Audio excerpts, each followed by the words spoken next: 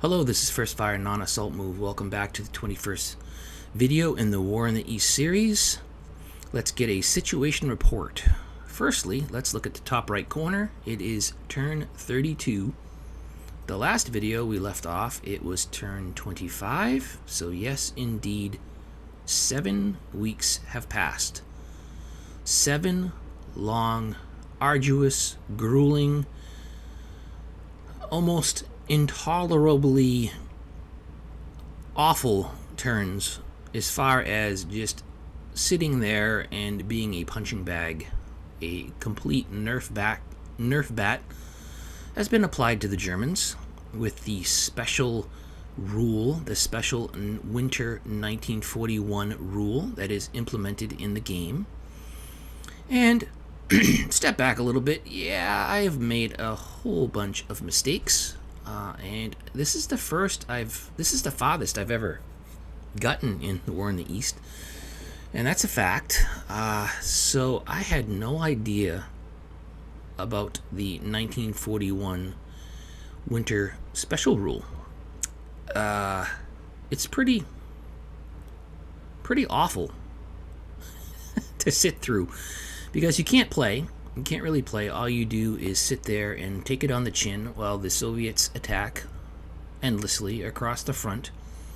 Totally and completely unaffected by the winter. They all must have received their winter parkas, their boots, their nice mitts, and all their snowshoes, snowmobiles, what have you, to make them perfectly competent and able to attack over and over and over again for those 7 weeks. And guess what? We are not out of the woods. I had foreshadowed that if the weather plays out from December to February, that was the span of time given in the winter 1941 winter special rules. That's about 12 weeks of complete ineptitude for the Germans. 12 weeks where we can pretty much do nothing. Combine that with about at least 4, 5, 6 to 7 weeks of mud. So you're looking at 12, 7, 19 to 20 weeks. 20 turns where the Germans cannot conduct offensive operations. Yeah, that's kind of mind-blowing, because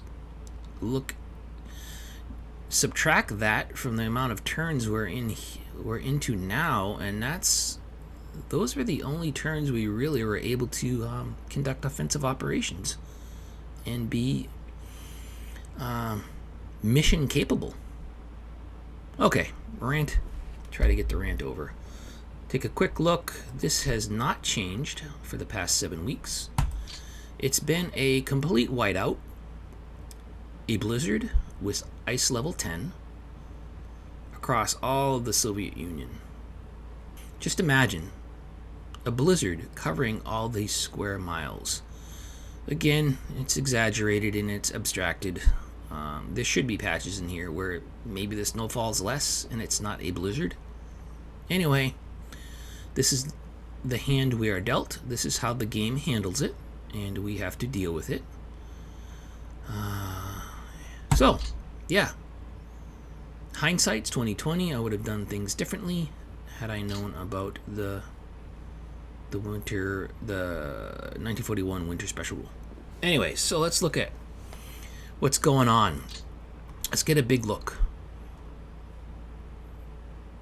The line has straightened because we have been retreating here and there as circumstances dictate, because the Soviets just continue to attack, and I think, in fact I know, they can stack 3 divisions high, even in depth, across the entire front.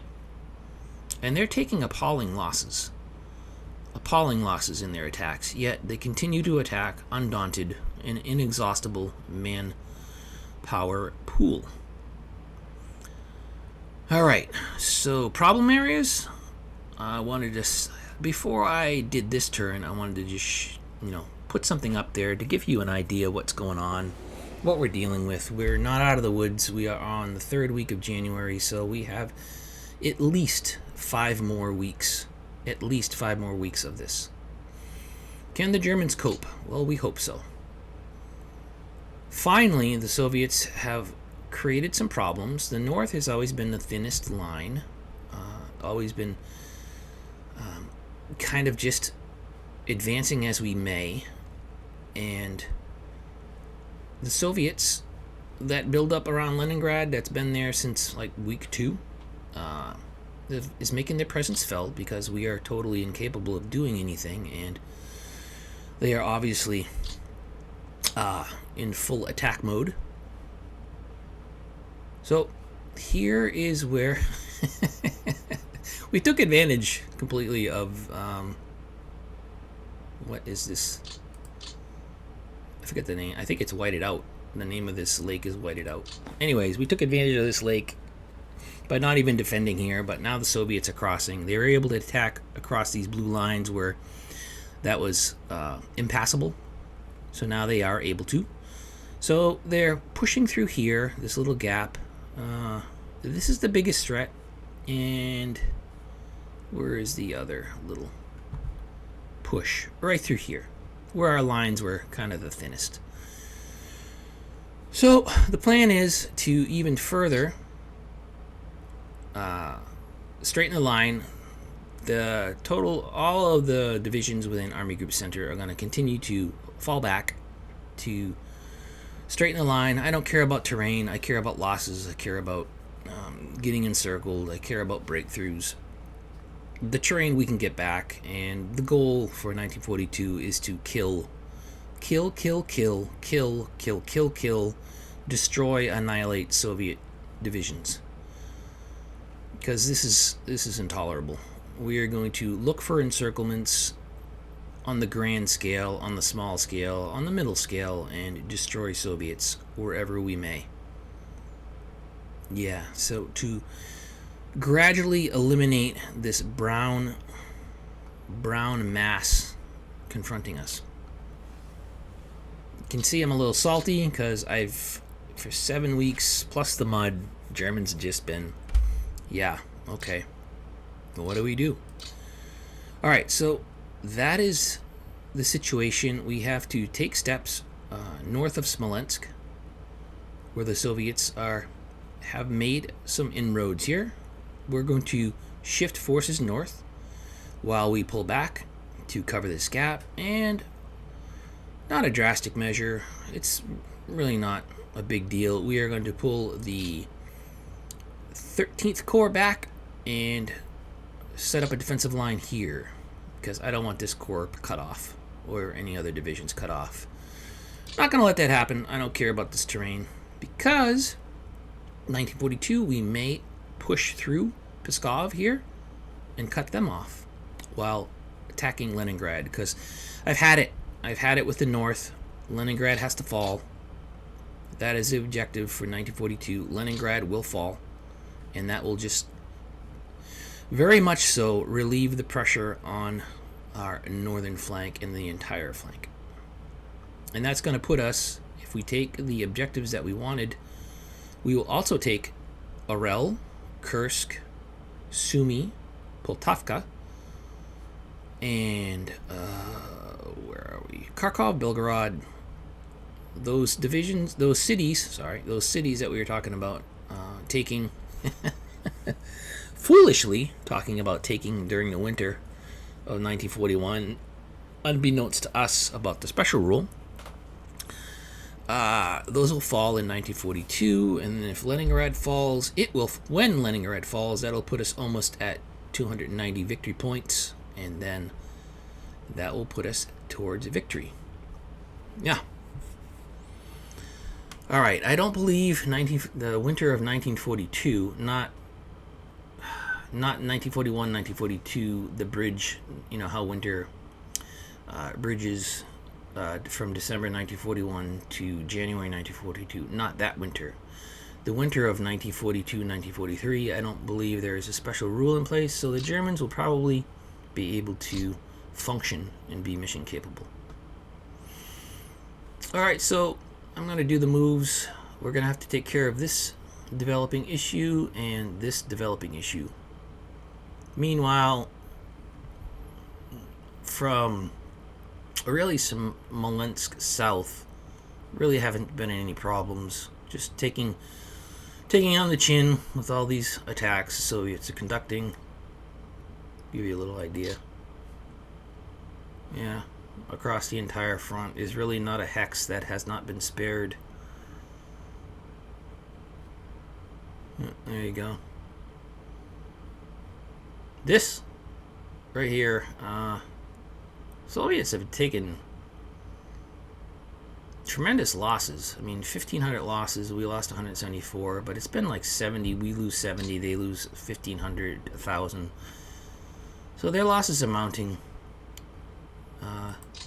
But anyways, the 21st Infantry Division is making a name for itself because they have held out for so long without budging.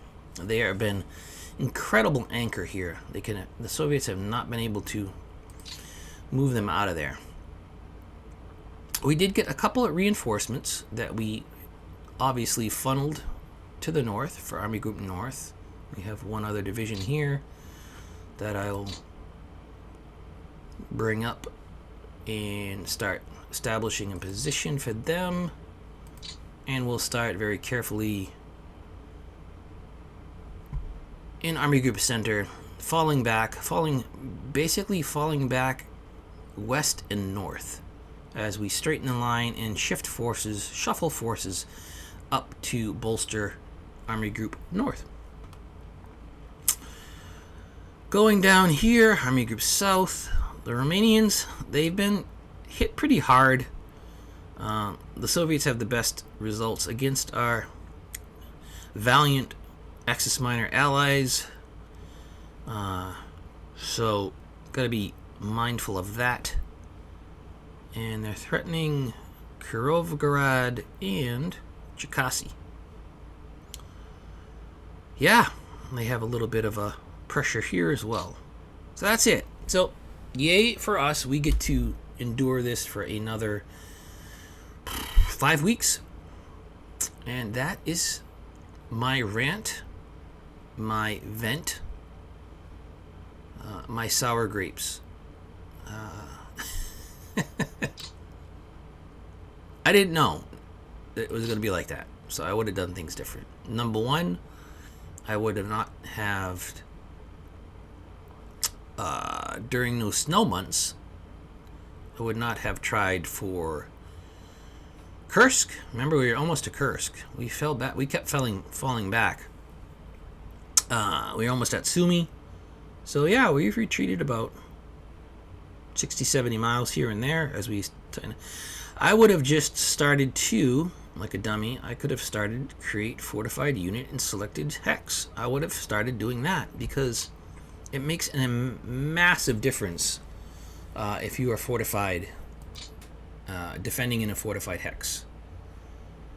Because some of these hexes where we did not budge for a couple of weeks, we started to naturally fortify, and it really pays dividends. So I would have done that, knowing that the 1941 winter special rule was going to come into effect, and we would have been in a much better place defensively.